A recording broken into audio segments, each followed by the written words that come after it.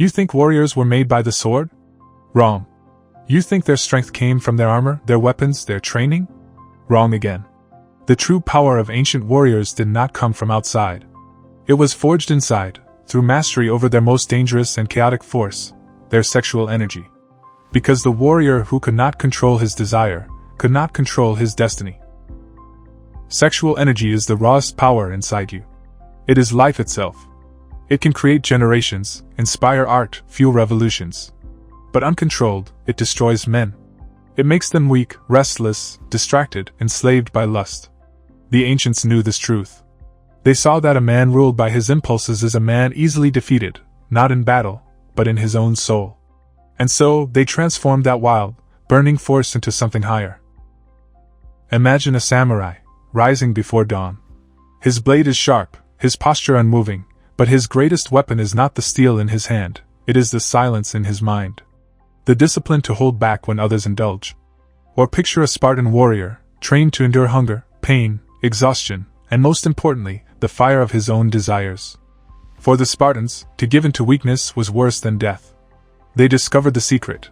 When you discipline your sexual energy, you do not lose power. You gain it. You transmute lust into focus, desire into strength, temptation into unbreakable will. You already know this truth. Think about the moments when you resisted the easy path, when you denied the quick pleasure, and instead chose the harder way.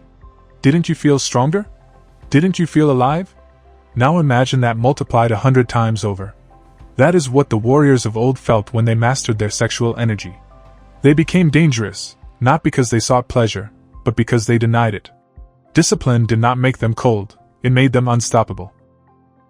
Ancient texts from Taoist sages, yogic masters, and warrior traditions all point to the same truth: sexual energy is sacred. It is the fire of creation, the power of life itself. To waste it on empty indulgence is to burn your spirit away. To master it is to forge yourself into something unbreakable. The warrior's secret was never about abstinence alone.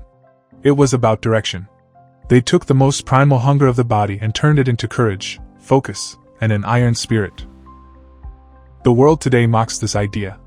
It tells you to indulge, to consume, to drown in endless pleasure. But you must remember the code of the ancients. Discipline over desire. Control over chaos. Power over weakness. If you master your sexual energy, you will not just live as a man, you will rise as a warrior. And in a world of slaves to their own desires, the disciplined man is king.